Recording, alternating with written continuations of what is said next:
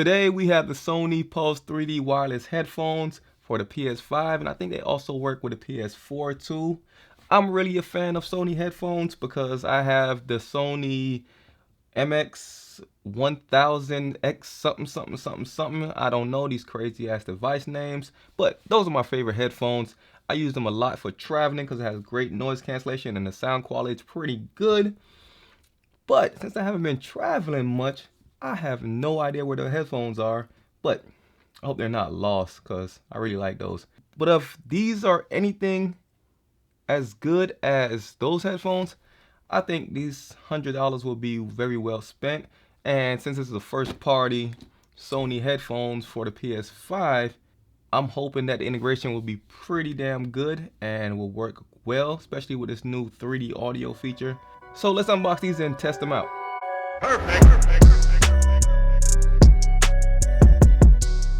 Okay, so here they are. These are the Pulse 3D wireless headsets. They are for the PS5 and the PS4. It's compatible with, like, can we see right here? Can we see? All right, boom. So it's compatible with the PS5, PS4, PlayStation VR. You can also use these with your mobile device. You can use them wired with a headphone jack. What phones still have a headphone jack? But yeah, you can plug these into your phone if you have a headphone jack. And you can also use these with your Windows and Mac computers. Probably give that a try.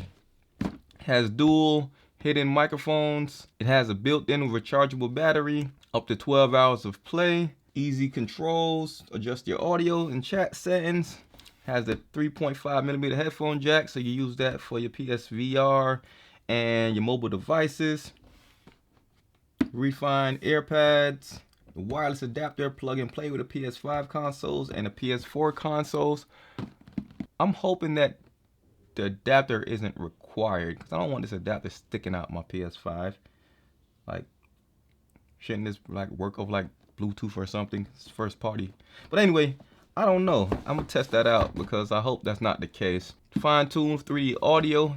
Really excited to check out that 3D audio. It sounds like it's gonna be something pretty good, and we're gonna see if like it works well with like footsteps and like Call of Duty. All right, let's open this thing up. All right, this is open. Let's see what we have in here. We got some books, show you all the buttons, placements, and everything. Quick start guide. Put that right here. Some more books. This is about safety support. We don't need that. So this looks like probably like the accessories for the headphones in here. So we have USB-C, the regular USB. Shout out for the USB-C. So here goes that adapter. I think this is the wireless adapter. I really hope this is not required. I really don't want this thing just sticking out.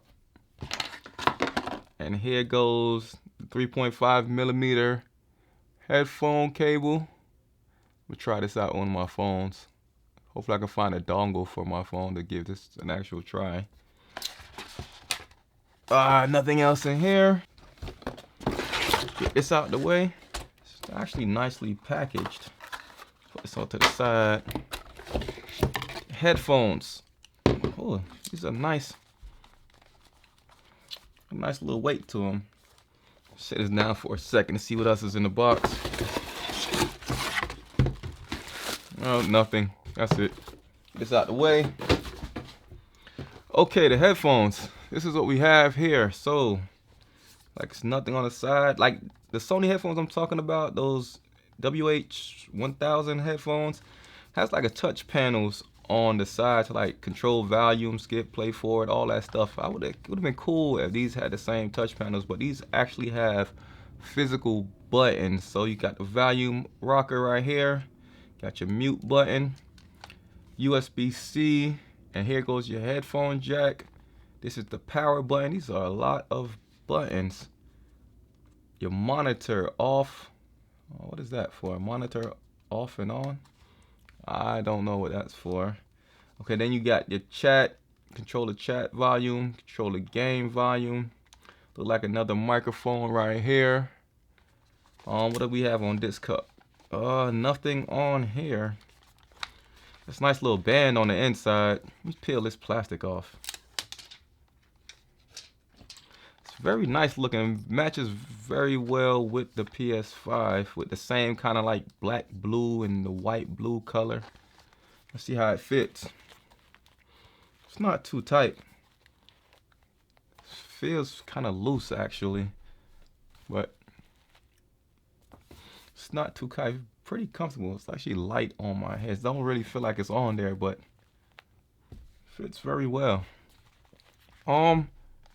Yeah, so let me just set this up real quick and test out the sound quality. So the setup process is pretty straightforward. It's exactly what it says. It's plug and play. Unfortunately, as I expected, you did need to use the adapter that's included with the headset.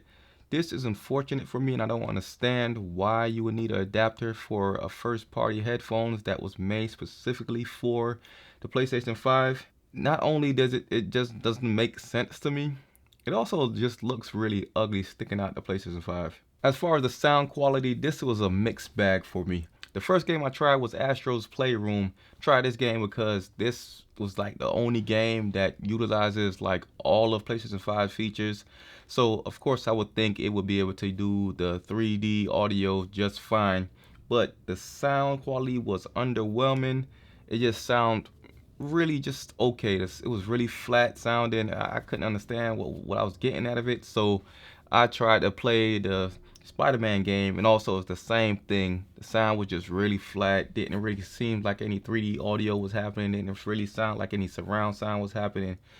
It was just an okay sounding at that point. So at this point, I'm thinking maybe I don't have 3D audio turned on, so I went into the settings to check the settings, make sure it was on the system itself. It was on. Then I checked inside of the game. The game it was on. It's using the headset, but for some reason, the sound quality was just it was just there. So I said, let me turn on Call of Duty because you know this is really why I bought it for, is to play Call of Duty so I can hear some footsteps. Things drastically changed here. The sound quality just really improved. For whatever reason, this is a third-party game, but the surround sound really good.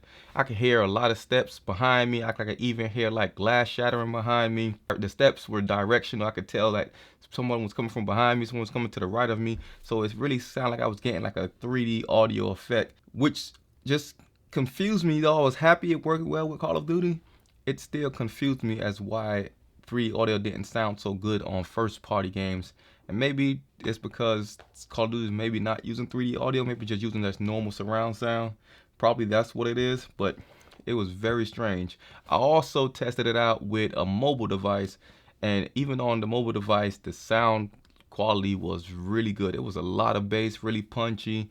The audio was still clear. It was just a well-balanced sound and like gave a really full effect. On the phone, it worked really well. On a third-party game, it worked really well. But for some reason, on the first-party games where it should be taking advantage of the 3D audio, it wasn't that impressive. It wasn't immersive at all.